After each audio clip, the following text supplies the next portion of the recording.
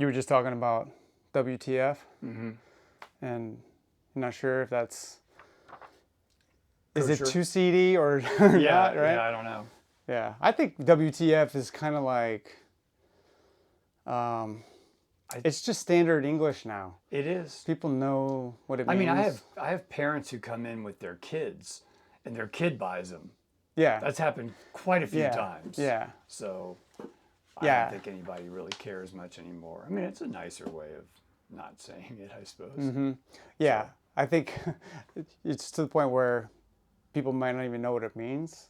WTF is just kind. I mean, I'm sure that Little most kids- people do, but Yeah, little kids may not. Younger But you generation know wouldn't. what? Like, what was it?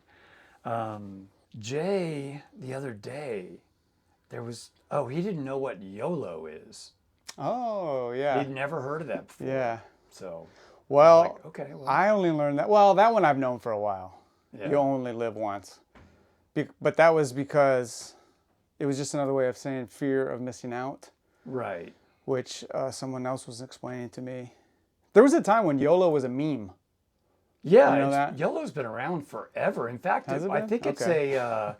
I think it's a brand of paddleboard. Really? I think Okay.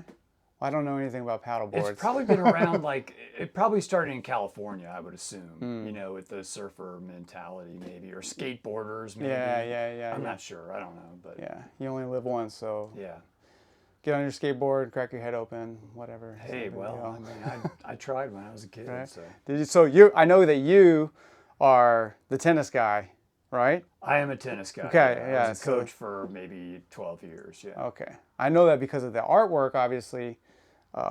You see the tennis rackets, that's kind of what I began to know you for. The tennis rackets, the words, the records, and we have examples of all those here. So we'll get Right. into that.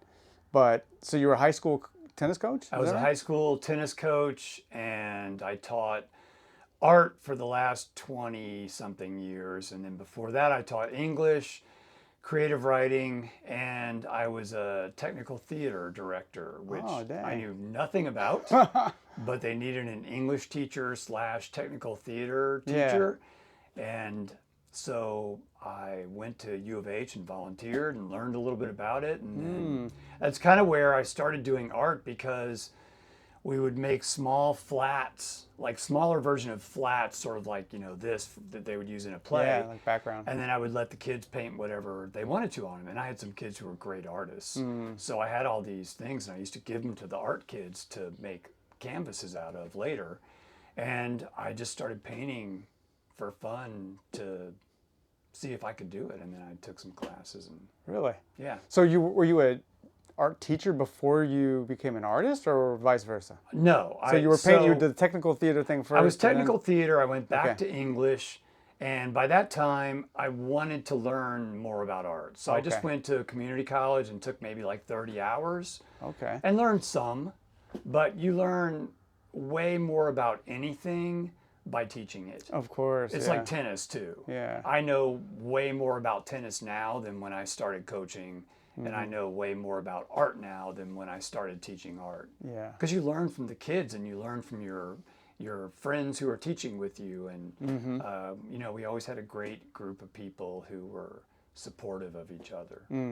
That's cool too. You also trial by fire, right? If you're teaching Exactly. it, you got to learn it quick. But everything in art is trial by fire. That's true. You don't know That's what true. you're doing the first time you do Yeah. it. The first time I cut up a guitar, I was so scared. Really? And I sat on them for 9 months. A friend of mine had given me two that they couldn't tune. And I didn't know what to do with them. And so finally I got up the guts and I cut it up, and it all worked out. And once you learn how to cut one thing up, then you can apply sort of the same idea to like a trombone, let's say, or French horn was kind of weird because it Okay. has such a big bell. And So how do you cut open a brass instrument with a saw of some sort? yeah, so you might start with a jigsaw with a metal blade on it. Okay. And then I have a bandsaw that doesn't have a really wide opening, maybe like 5 or 6 inches. So I usually cut them down or cut them in half. But then if I cut out a section, then I can, and then cut it out, then I can take it and I can roll it underneath and kind of keep it on both sides, and then I can make a relatively straight line. Okay. I mean, it's a process. Right. And you're trying not to burn your fingers the whole Right. time too, because it gets really hot. Yeah. Yeah. So, okay. So we're seeing how all these things kind of come to a head, right? You're an art teacher who plays tennis. Did the tennis rackets come before the instruments, or vice versa? So yes. Okay. Okay. Yeah, they did. I had a collection of wooden tennis rackets. Okay. And I would bring them out at the end of the year when we were done with both of our seasons, and I would make the kids play with them. Right. Old school tennis rackets. Old school tennis rackets, and some of the kids hated it. I'm sure they did. But some of the guys really, especially the boys, liked it more than the girls for some reason. I don't really know why, because I mean, in the 70s and 60s, everybody was playing with them. Yeah. That's how I started. Yeah. But I had all these, and I was doing abstracts with them, and then I was like, okay, maybe if I can make this into a face, and that is where it all started. That's where it came. Yeah. Okay. Because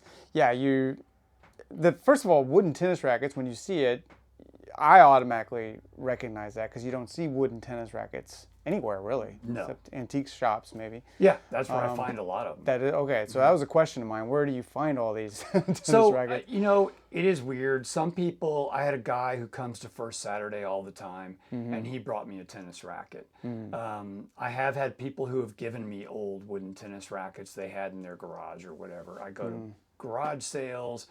I go to a lot of antique stores. I was just in Spring, like maybe 3 or 4 months ago. We kind of ran through all of the antique stores in Spring, and I found as many as I could. Cool. Okay. Right. So let's talk a little bit about what your art is. We have these on the wall, obviously, and then we'll show pictures here too, so people can see. But I would define it as using everyday objects, found objects, or whatever you want to call them, and repurposing them into works of art. Right. Right. So you're painting with guitar picks, or sheet music, or paint skins, or whatever you're using. You use all kinds of stuff. I use all kinds of stuff. And I imagine in your house that you have like compartments for every little thing. Like I keep them in bags now. Okay. I'm not great at. I do have drawers that I keep some things in, but a lot of it's in bags and like a bin. So that when I go outside and I'm ready to glue things down, like for letters, I just bring the bin out and bring glue out, and then I kind of have it all figured out by that point in time. So there is a little bit of organization there. Very little.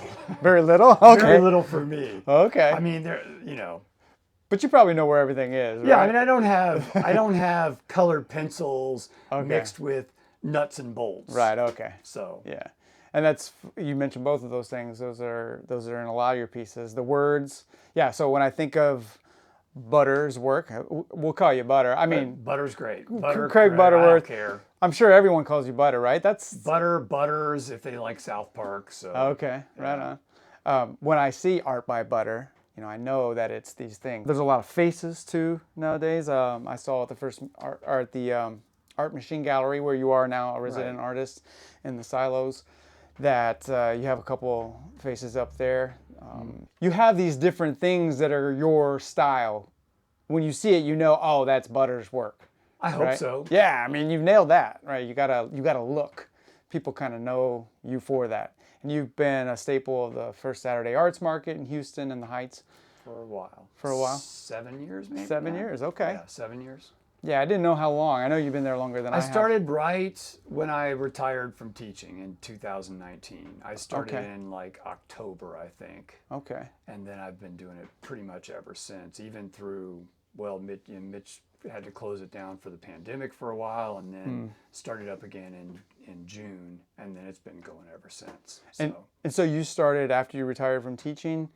I had already done some stuff. I was making letters. Okay. Because I had a big space on my wall in my entryway. And I love Jasper Johns. Yeah. And how he uses words in his art and things like that. So I did a big alphabet, and these were much bigger, like about that size. And the goal for me was to make every letter out of something that I had not used before. Oh, okay. So all 26 letters, that's right?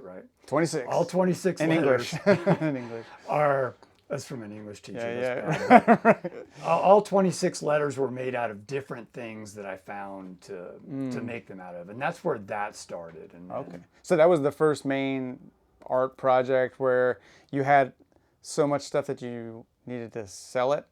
Or did you always No. just accumulate artworks? No, that those you were too creating? big. Okay. I had already started to make them smaller for the markets. And at that point in time, I was doing more abstract stuff. I was taking old bowling pins and cutting them in half, Yeah. and then painting on the outside of the bowling pins, and then displaying in sort of a tondo, because they were a very distinctive shape. Yeah. But yeah, bowling pins don't sell too well, amazingly. I saw on your Instagram recently, or I don't know if it was recent, but I went back pretty far in your history. I saw a bowling pin. It looked like a sculpture. It looked like you could put a clock face right in the middle of it. You could. And it would look awesome. Yeah, you know? could. Yeah. Cool. Who would have thunk that Well, bowling I mean, pins? you know, though, as an artist, you evolve into whatever you're doing at the time, and hopefully you keep evolving. Yeah. And when you go to art markets, you have to find out, okay, what size works for this, and what size works for this, and which size do people like, where I can still do my artwork and what I like to do, Yeah. but it's in something that works for people on their walls or Yeah.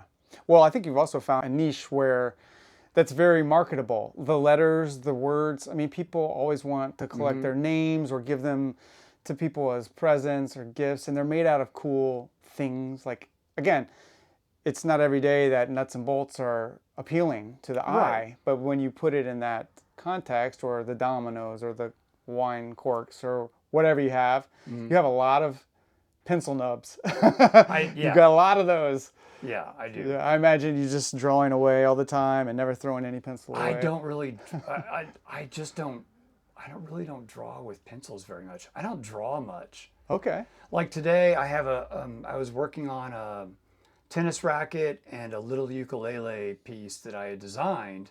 And so I don't draw them out. I take the pieces I have with my bandsaw and I cut them and I play with them until they make sense for me. Now, something like that, I will sketch out first. Yeah. But all these, I don't sketch this out at all. The only sketching I do is when I have it laid out, then I go back and I mark where everything goes and I mark the back of them so I know where they go when I try and put them Glue back them on together. there. Right. Okay. Yeah. And this is made out of an old guitar. Is that what you said? That is an old guitar, yeah. Okay. And so that's part of the neck. Sorry, that was all right. bad. Part of the neck, part of the frets. Okay. I stripped the sides so that I have curved lines to make out of it. And so these are all from the sides of this guitar. Cool. And then this is part of the back of the guitar. That's the front of the guitar, and that's the back of the guitar, probably upside down to where you see what the inside looks like. And then how do you adhere the objects on here? Do you use I just use glue. I use like Elmer's glue, or do you use no, like I wood? use E6000. It's Okay. just like a cement glue or whatever. Okay. And I've never had a problem with it. It works. And it's clear, right? It's fairly clear, not as clear as it used to be, but Fairly. clear enough. Okay. Yeah, clear enough. I mean, obviously you're doing this in layers. You lay down the background first, probably, like the sheet music and Many layers. yeah. Yeah. So I mean, I have to figure out I have to cut up the guitar. I figure out where everything goes. I mark out the guitar, all the pieces. Then I paint the background. Then There's your train. There's your That's what train. I told you. Then I paint the background. Then I have to come back and paint the pieces, the strips that I want to paint. And if I'm painting on top of the guitar and those things, then I have to figure out how they go together and glue them down. Then I usually come back afterwards and add texture, add old guitar strings. My brother plays upright bass, so Okay. and I have a couple other people So I know. those are pretty so fat strings. They're very big strings. So They give me old strings, and these are some of the hardware from the tuning pegs and stuff like that. So I just try and embellish it in different ways. Yeah, you can tell that you're doing that, and you have a good eye. Your compositions are always really eye catching. So I hope so. That art teaching probably helped with that. Yeah, I mean, composition is number one, right? Yeah, it's number one. Yeah, and then I also have it in my mind that people are constantly giving you stuff. Like, they is that do. True? I mean, it just depends on what it is. But one of the guitars that I have at Art Machine was given to me by a lady named Miko, and so the head had just snapped off. So she couldn't use it anymore. And so I people give them to me occasionally.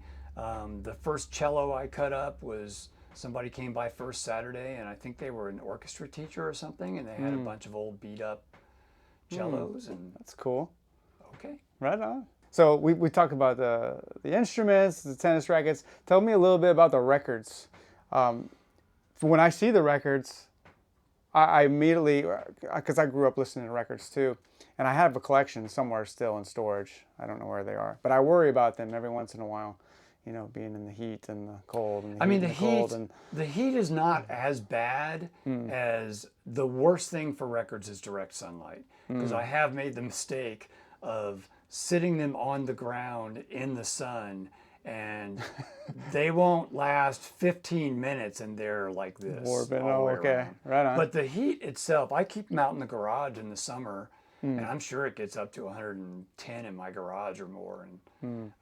But of course, the records I have outside, I don't play. Right. So the inside, I still have and I play. Right. So when did you decide, let me make some art out of records? When did that become a so thing that pulled you in? It started, my wife's family's from Massachusetts, and we have been going down into their basement to try and clean things out, and we found some old records. They weren't great. I mean, it was not music that I would listen to, I'm guessing. Guy Lombardo, if you know who that is, or no, not really. old big band music and stuff that my dad would probably love, but doesn't really speak to me. And so I was painting on the labels too, because they weren't very good. And so that's kind of where it started, and I started doing the rounds. And then I found a couple down there that were good, like an old Bob Dylan record. Can't remember, there was maybe a Beatles record in there. And so then I was just thinking to myself, I mean, because really, not this one so much, but a lot of the labels are artwork in themselves. And so they're nostalgic.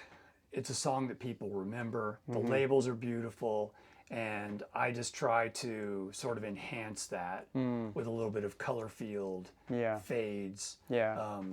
So then it brings back memories for people. And I'm thinking that the people buy the work a lot of times because of the record itself, right? The song, like, this Bob Dylan song. Usually. There are people who buy them just based on color, but not very many.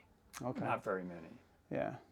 Right on. So, and there are, bands that I get that are very popular and never last very long. I've had one Jimi Hendrix record. It lasted 5 seconds. Pink Floyd. There are a few that don't last long at all. Yeah, I could see that. Right on. So when you see, these different things, you can tell that you've gone down the rabbit hole of the records, the rabbit hole of the instruments, the words, the letters, the tennis rackets. What's next? We're always evolving, right? What have you been playing with lately? Is there anything different? Yeah, so lately I've been doing a lot of these faces, which are sort of new, and I don't do a lot of embellishment to them. I just add, like, these are staples that you put into they're not staples, they're brads that you put into a staple gun that it pops the brad down. And I kind of liked those. So I've been playing with faces. I've been doing landscapes again, which I used to do. I love going to national parks.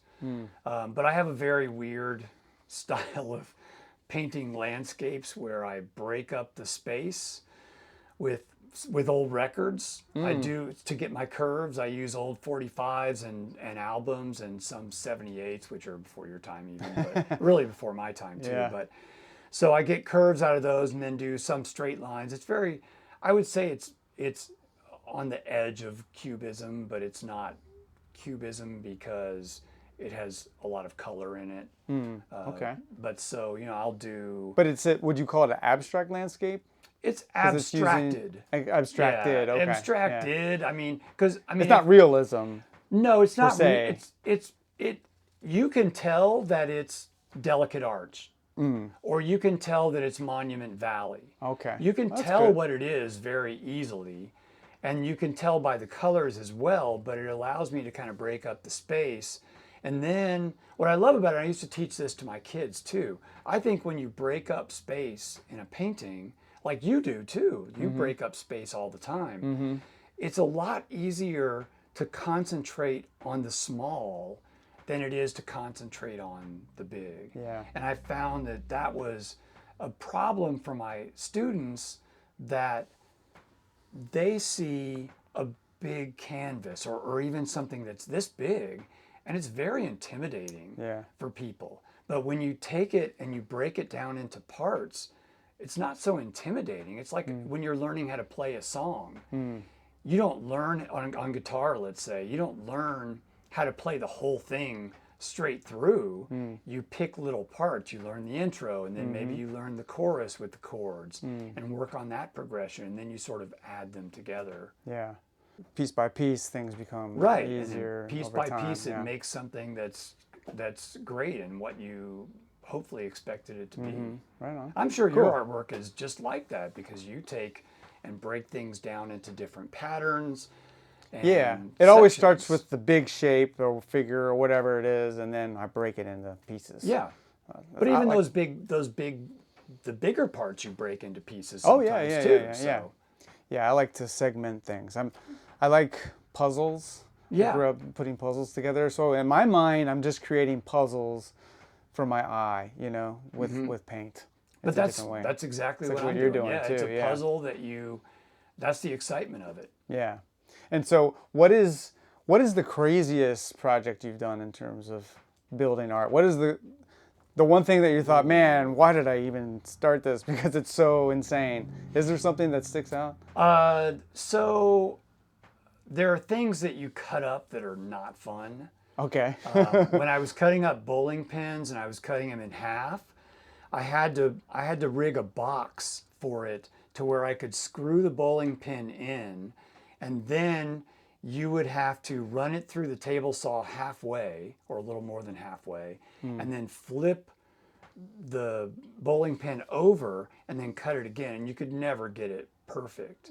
But that was scary. Cutting up a French horn was scary. How many people have done that? I don't know. Or like a clarinet was really nasty, because like just black clouds of whatever they're made out of, like plastic and Some wood too. Right? yeah, plastic and wood. Yeah. I don't- Those were intimidating. You know better now. If you're gonna cut up Well, with clarinet. yeah, I mean, I still have a clarinet in my house that my wife got for me, and I just haven't had the. One of these days. Yeah, I mean, I don't want to, but Yeah. one of these days I'll probably cut it up. I have a saxophone. I've got to do a saxophone piece for a guy this summer, and it scares me. But we'll see. Right It'll on. come out. Well, film it so we can all see I it. will, If you I will. remember. Right? I will. You got some good footage up on your Instagram. In fact, your work too requires a longer, deeper look. 'Cause from a distance, you see, the big picture thing, the face or whatever it may be, the words. But when you get up close, it's like a little Easter egg for your eye. There's all kinds of little gifts you get when you realize what it's actually made out of. My favorite thing, because a fellow painter, is the paint skins. I have a collection of they're those. fun. I have a whole box of them because I use them sometimes in collage or whatnot, just to embellish They're things. great. Yeah, And they're so colorful, too. they are. I mean, that's one of my favorite things, to sort of collage into letters. I don't know. I mean, I love color anyway. Yeah. So. Well, it's a necessary evil. You cannot get away from getting those paint No. skins. And I used to get really irritated because I was thinking it was a waste, but it's not a waste if you use those. Right. And so. Yeah, and I thought about doing them on bigger pieces, and I have a letter at home that's made out of them that it uses a lot, but I have so many it doesn't really matter anyway. So. Yeah, right on. Cool. I wanted to ask you too, as a art teacher, did you ever have anybody who was super talented, who had a lot of promise, or did succeed in the art world afterward? I've had a lot. Yeah. There is one of my ex-students is a painter in Austin now, Okay. and she's fantastic. I mean, her stuff's amazing. Most kids who do art in high school, they don't really go on to do it. One of my wife's kids is doing a mural for FIFA right now cool. on the side of a hotel. Oh, wow. And she's got another ex-student who works for Nike, or did work for Nike. I think she's doing her own stuff now. Another one of my students is a fashion designer, lives in Dallas. So not many. Okay. Not many. Because a lot of them don't see how you can actually make art out of it. Yeah. But or make a career out of it. Or make a career out of it, right, yeah. Yeah, I don't also think that's encouraged in any way. I think people are kind of discouraged from doing that. Well, I think it's like, with parents, when their kid says they want to be an actor, it's probably the same thing. Yeah, kind of roll your eyes maybe. Yeah. But there's a way to do it if you... Yeah, well, I there's mean, a way to do it. I know a lot of people who do digital graphics, and they make money out of it. Yeah. And then I know a lot of people at the art market too. For sure. Who do well. Yeah, and I always think there are people who are doing it. If there are people making a living out of it, why can't I? Yeah. Right? Why can't you? Anyone can. You just have to put in the work. Right? And you have to get lucky too. You do have to get lucky. A lot of it is luck. Yeah. It just, like on any given day at a market, you never know who's going to be there. Right. And you may have a great day, or you may have a day that's not so great. But what's great about it is that all the people at the markets and in the gallery, they're all fun people. Yeah. And they're a blast to talk to, and it's great to talk to customers and just people who wander through. And, Yeah, and you get to talk to people no matter what. So you're always working on your skills. I think having selling skills or sales skills is very helpful. But if you don't have them, it's a great place to practice and learn. It is. Right. Well, like BC, I love BC's comment about coming up behind somebody. I tell people this all the time. Coming up behind somebody when they're in his booth and saying, "Hey, this guy's pretty good." Right? Yeah. I stole that line. I use it all the time now. Well, I've used the opposite line, and I've gone in there when they're looking at my stuff and they don't know who I am, and I go, "This guy's terrible, huh?" And then they end up starting. We laugh and we have a good time. Good. I hope the homie number says, "Yeah, it's horrible." And they walk out. Well, the if they're looking in general, No, they probably don't think it's bad. Yeah. So. And I think when people see your stuff, it's, again, the more you look, the more you see. There's a lot going on there. It's more than meets the eye, as G.I. Joe used to say. And it's, I love when kids come into my booth and they want to touch things and their parents don't want them to, and I just go, it's okay. Let them touch it. Here, open this up. See that right there? Or they can feel the letters and feel what the textures are and stuff, because, that's what kids are all about. It's what they should be doing. Yeah, for sure. Exploring, learning. And people do too. People always come up and touch things, and they think I'm going to get upset, and no, have a good time. Yeah, go for it. Speaking of the First Saturday Art Market, when I see your booth, it's always full. You have so much work. I feel like you're one of the more prolific artists at the First Saturday Art Market. Do you spend most of your free time creating, or are you just really fast, or have you just accumulated things? I am not fast, but it depends on what it is. I can be a little faster with records and with letters sometimes, and the faces are not too bad. Anything that And the tennis rackets I'm not bad with either. Hmm. Anything that has to do with an instrument, like when I was designing stuff today or the other day, it takes 2 or 3 times as long to do a guitar or ukulele as it does a tennis racket. Hmm. And it takes 2 times as long to mark out all the pieces Yeah. because it just has a lot more involved with it. Yeah. But no, I mean, playing. I am always making stuff because I love to make stuff. Mm-hmm. Yeah. And I don't know, I mean, I still go out and bike ride and Okay. Do you play tennis? Okay. Well, You I'm play not tennis? right now, but Okay. but I will be soon. Okay. Tennis, pickleball. Okay. I was going to ask you. Yeah. So some tennis players don't like pickleball. I think it's awesome. I love it. It's great. I mean, I used to play tennis in high school, and I was not good. But pickleball makes me feel like I'm not too bad, actually. Everybody can play, and I don't know. The games are faster, so you're not sitting there as long. Mm-hmm.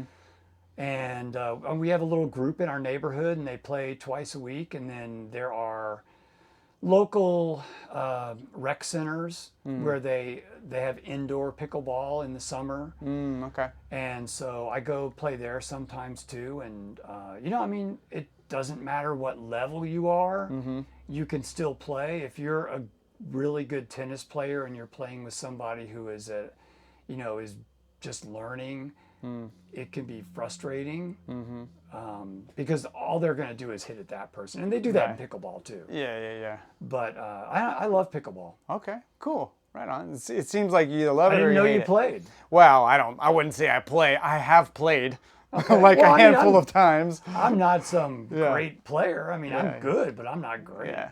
I'm okay. I was really good at ping pong. That was my sport. I lived in China for a while, and so I learned ping pong. Oh, that's awesome. That was kind of a thing. And so actually, the pickleball has some ping pong. There's things that can relate to it in terms of putting the backspin on. It's very similar to how I hold the ping pong paddle. And so you can put some backspin on there. And I will say the first time I played pickleball, it was fun, had a great day with a buddy of mine. The next day, I could hardly walk. And I'm an athlete. I train regularly. I ride, I run. But my butt hurt so bad. Well, you have to, the side to lower side. you get to the ground when you're playing pickleball, the better off you are. Really? Okay. Oh, yeah. And when I'm, like, so we have some young people in our neighborhood who played high school tennis and were really good, and they have good serves. And so when they're serving to me, and you wouldn't think this from being tall, but I mean, I get so low on the ground, and but you watch tennis players, like some of the great tennis players, like I don't know if you remember Kim Clijsters, but she would her butt would almost be on the ground when she was returning. But you do have to stay low. Yeah. I don't know if I was staying low or if I was just moving like a crazy person back and forth all the Well, time. I do that too. Probably so both. Probably both. I do that too, and it's so slow, like as far as the ball bouncing compared to tennis. Yeah. That you almost always have time to get to things. So I mean, it's a good little workout. Yeah, for sure. Yeah, I recommend it. Yeah. And it's fun. It's a good entry level into. It's a very social game. Yeah. You're rooting for other people. Even if you lose, it doesn't make any difference. I mean, it doesn't make any difference to me. I mean, I guess it makes difference to some people, but yeah. Just don't move next door to pickleball court or you hear that. Oh yeah, we had all some day problems. One of our neighbors didn't love it too much. But, Yeah. Whatever. In Chicago, before I left, I went for a run one day in a park that used to be all tennis courts, and they got changed to pickleball courts, and the neighborhood went nuts because of the sound. That makes. It's loud. It's very loud. Yeah. But you just have to set time limits and things and. Get over it. You'll be all right. Get over it. People are having fun. That's all that matters. That's right. Speaking of fun, you're having fun. Love your stuff. You can find Craig Butterworth's work at the First Saturday Arts Market, September through May. That's in the Heights, 11 a.m. to 6 p.m. Also at the Art Machine Gallery in the Silos. That's Studio 215. With you? Yes, in Studio 215. Right. I got to say that. Come on down Saturdays, 12 to 5. 15 artists in one gallery. Yes, sir. Yep. Great food, great beverage, great arts, artists. Yeah. It's a good place to hang out. Indoors for the summer. Exactly. Very yes. nice. The AC is always on. Don't forget that. It is. But before we go, Craig, I got to ask you the rapid fire questions. I'll do my best. No one gets out of here without these. So these are an opportunity for us to learn a little bit more about you, a little bit more of the personal side, but in a quick way. Right? Okay. So don't give too much thought to the answer, or in terms of explanation. Just spit it out. Okay. You got it. All right, here you go. The first one is coffee or tea? Coffee, definitely. All In right. fact, Carrie Hogan made a painting for me that the title of is Tea is for Suckers. Right on. So, do you take your coffee black? No. No. Okay. Neither I'm do from I. New Orleans. Okay. No.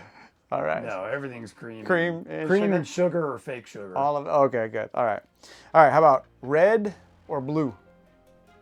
I mean, blue is the greatest color to mix with other colors. Blue goes with everything. So I would have to say blue, but there is not a color I don't love, obviously. Okay. So, Yeah. Very colorful work. All right. We'll go with blue. Sunrise or sunset? I am not a super morning person. Sunset for All right. sure. How about forest or beach? Ooh, I'm a forest person. My Okay. wife is a beach person, but Right on. I don't know if you're digging for like fossilized shark teeth, the beach is better. Right. Those show up in your work? No, not in my work, but Oh, we've okay. hunted for them before and found Okay. a few. Right on. Cool. Sweet or savory? Savory, Savory. All right. Plan or no plan? no plan. No plan. Okay. No, well, or minimal plan. Okay. Okay. City block or country road? Oh, that's not even close. Country road, All right. every day. Early bird or night owl? Night owl. All right. I don't mind getting up early, but I mean, if I'm going into a national park, I'm going in at 5 or 6 in the morning before the crowds. Yeah, yeah, yeah. But you're working at night mostly? Night. Night owl? Okay. I work whenever I have time, but I work Okay. late at night sometimes. Yeah. Okay. Cool. All right. I had this on my list prior to talking, but ping pong or pickleball? Oh, that's not it. I'm not a good ping pong player. Okay. I'm not bad. But Okay. I mean, pickleball, I'm way better. Right on. Pickleball. Picasso or Dali? That's tough. I would have to go with Picasso. Okay. But I do love Dali. Right on. I've That's been all right. to both their museums one's in Barcelona, one's in St. Petersburg. Okay. Fantastic, both of them. But Right on. Well, that's okay. That's why we're asking these questions. I used to love surrealism, but now I'm more abstracted. Right on. I could see a little bit of Picasso, Yeah, there's with his eyes definitely and, some yeah, Picasso A in little there. bit thrown in there. Long walk or long drive? I love being in my car driving across the country. Okay. We're leaving in a few weeks. Right on. Yeah. Long drive then. All right. Create with music or no music? Music, definitely. What are Yeah. you listening to these days? I mean, I have everything on a run, so it may go like I just had everything on shuffle on my Apple Music, so it went from Mitski, who's like a modern person, to Tracy Chapman, to like old Jackson Brown, to REM, to De La Soul. I mean, it's All over the place. I can listen to Public Enemy and then in the next breath listen to Frank Sinatra. Cool. And to me, it's all just good music. Right on. Fight the power. All right. Trust your eye or trust your gut? Trust your gut, Okay. but you got to trust your eyes too. But we'll take the gut. Well, your eyes deliver to your gut, I think. So Right on. Okay. So gut or eye then? that's it. Well, I mean, you wouldn't have a gut feeling about something if you didn't see it, unless it was music. I don't have an answer for you on that one. Okay. All right. Last one here. Art that whispers or art that shouts? I'm more of a shout person. Shouter. Right Yeah, on. I'm more of a shouter. Right on. I could see that, shouting at you to come look at it, and then when you come in, it feels like it whispers to you a little bit. I hope so. I mean, I Yeah. hope that there are parts of it that whisper to you. Yeah, for sure. But when you stand outside of my booth or anything that I do, I stand outside sometimes and I look at it and I go, That's a lot. Well, it is a lot. So you should all go check them out. Check them out at the First Saturday Arts Market, the Art Machine Gallery in the Silos here in Houston, Texas. Thank you, Craig, for joining me. Thank you, Jeff. Appreciate it. I appreciate it. Butter, right? Go out and see Art by Butter. All right. And we'll do it again sometime. Awesome. Right? Sounds All right. good. Peace.